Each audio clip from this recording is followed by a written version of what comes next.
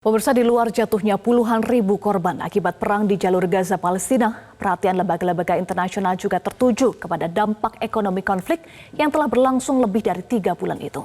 Keterpurukan terparah terjadi di Gaza, tapi aktivitas ekonomi wilayah Palestina di tepi barat, bahkan Israel sendiri tak luput dari dampak perang. Selengkapnya kita ikuti laporan tim VOA dari Yerusalem berikut ini.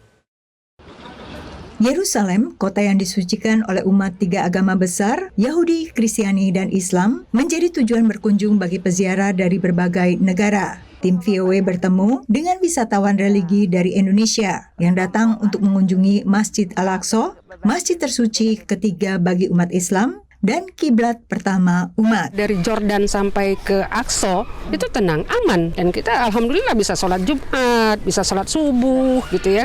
Tidak ada halangan, walaupun di sana sini ada tentara, tapi mereka welcome. Bagi umat Kristiani asal tanah air, banyak lokasi yang bisa dikunjungi terkait sejarah Yesus, termasuk tempat kelahiran Yesus di Bethlehem di tepi barat. Pengawalan kalau kemarin dari Mesir itu kita ada polisi yang kawal. Sampai di sini lebih ke tour guide-nya aja sih. Namun jumlah pengunjung tidak sebanyak sebelum terjadinya perang Israel-Hamas. Pada Desember 2023 misalnya, hanya ada 52.800 wisatawan. Sementara sebelum perang di Gaza, biasanya jumlah pengunjung di atas 300.000 per bulan. Bisara Zaitun adalah warga Israel keturunan Arab yang banyak memandu wisatawan Indonesia. Ia tadinya berharap tahun 2023 dan sesudahnya bisa memulihkan kegiatan wisata religi pasca darurat pandemi. Ketika Israel membuka pintunya lagi dan menerima semua turis dan semua peziarah masuk, kami rasa bahagia. Akhirnya ya bisa hidup lagi ya. Tiba-tiba ada perang dan pasti nggak ada kerja sekarang ya, atau kurang.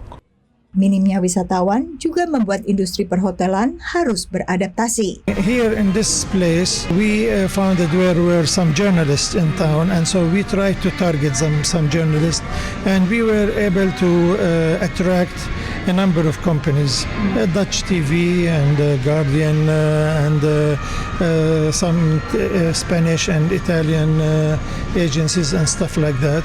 Okay, who responded to our calls and they stayed here. Meski perang Israel-Hamas berpusat pada Gaza, tepi barat dan Israel ikut terkena dampaknya, termasuk secara ekonomi.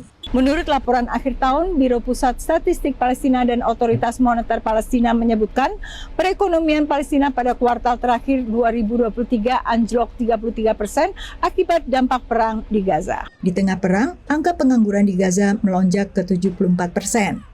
Sementara di tepi barat sekitar 29%.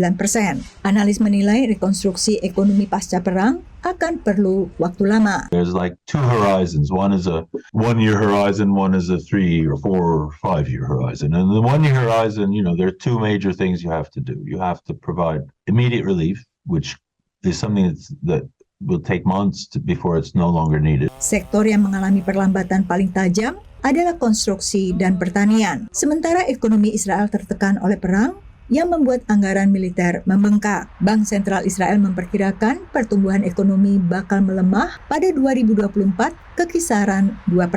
Dari Yerusalem, Yuni Salim, Rere Wahyudi, Valia Baraputri, dan tim VOA. Jelajahi cara baru mendapatkan informasi. Download Metro TV Extend sekarang.